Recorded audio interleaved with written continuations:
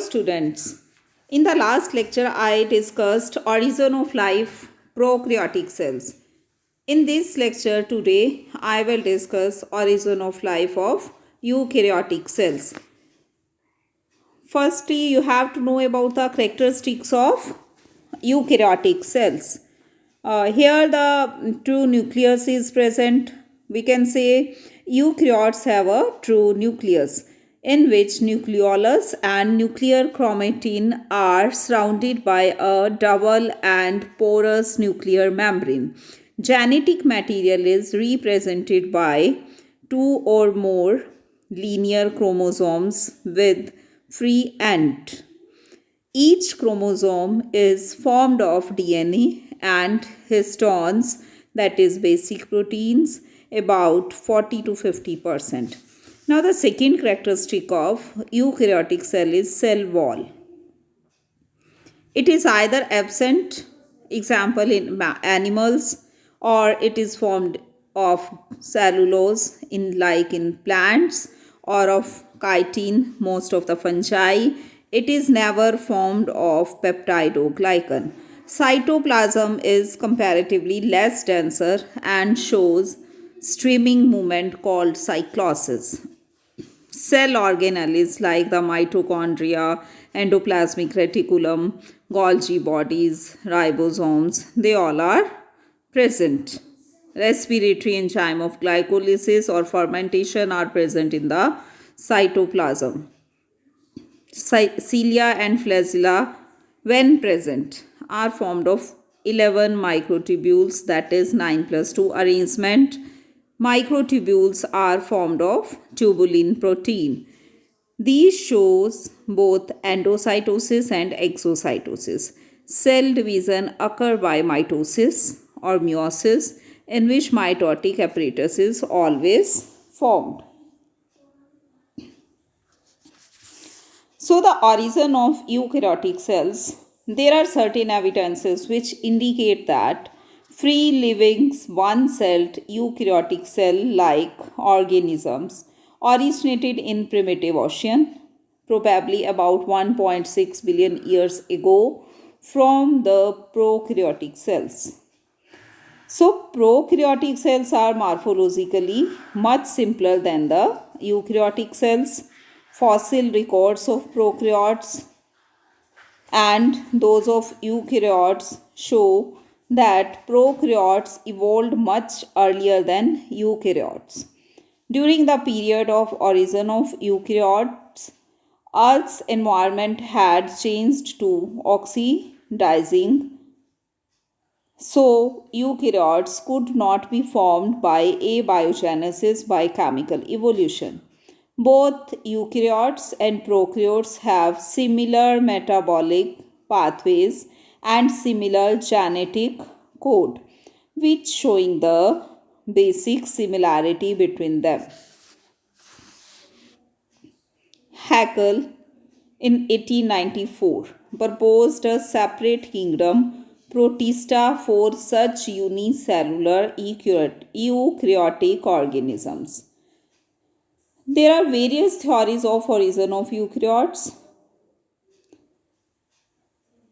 but more accepted theories are symbiotic hypothesis, invagination theory, synthetic theory of origin of eukaryotic cells.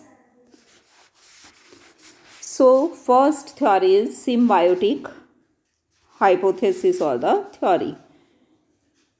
It was given by Lynn Margulis of Boston University in 1970. According to this hypothesis, eukaryotic cells evolved by development of symbiotic relationship between certain prokaryotic cells. Some large-sized and anaerobic prokaryotic host cells are invaded by small-sized parasitic and anaerobic prokaryotic cells. The larger cells did not digest the small sized aerobes, the aerobic prokaryotes established themselves permanently inside their host cell and developed mutually beneficial symbiotic association. Larger anaerobic organisms provide shelter and organic nutrition to smaller partner, while later protected the former from toxic effect of increasing oxygen concentration as it oxidized the organic food to produce large amount of energy rich ATP molecule for its utilization by the large sized anaerobic partner. So in this diagram also shows, so these partners become interdependent and small cells finally changed into the mitochondria of larger cell and become the energy converting cell organelle of the host cell. For most of its required protein, it become dependent upon the nuclear genome of the larger host cell, while its smaller and circular DNA molecules coded for only a few protein. In this way, an aerobic and heterotrophic prokaryote evolved into an aerobic and heterotrophic eukaryote, that is called the protist.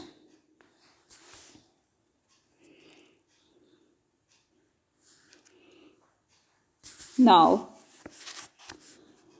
some of the heterotrophic eukaryotic cells were invaded by certain small photosynthetic prokaryotic cells, especially blue-green algal cells. This association proved useful for both the partners. The smaller cell finally become chloroplast. In this way, an autotrophic protist having both mitochondria and chloroplast was produced. Some of these eukaryotic cells attached certain whip-like prokaryotic cells like spirochete bacteria. This association also proved symbiotic so that bacterium got the nutrition from the eukaryotic cell while provided the motility to the later and finally modified into a flagellum. Now, what are the evidences which favor the symbiotic theory? So, rod-shaped bacteria are similar in size, similar in shape to many types of mitochondria. The mesosomes of bacteria are homologous to cristae of mitochondria. Bacterial and mitochondrial membrane are similar in chemical composition. Both mitochondrial and bacterial ribosomes are of 70S type. Bacterial's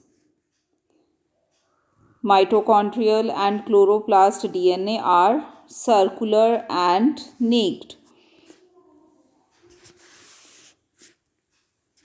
And some other evidences also, like the symbiotic association between a eukaryotic cell and a prokaryotic cell is also reported at present.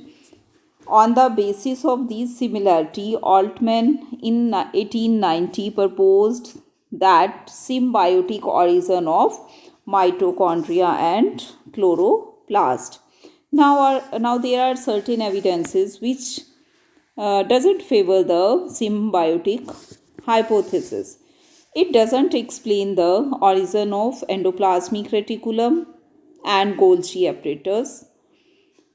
It doesn't explain the origin of nucleolus and nuclear membrane of eukaryotic nucleus. Mitochondria are semi-autonomous but can synthesize only 15% of their cellular protein, while for the rest 85% of the protein, these are dependent upon the nuclear DNA and cytoplasmic ribosomes. Genetic information of the mitochondrial DNA is of split type and has been divided into alternating coding sequence and non-coding sequences, respectively, called exon and intron. So this is the evolution of eukaryotic cells. In the next video, we will discuss about the invagination theory and synthetic theory of origin of eukaryotic cells. You all like and subscribe my channel also.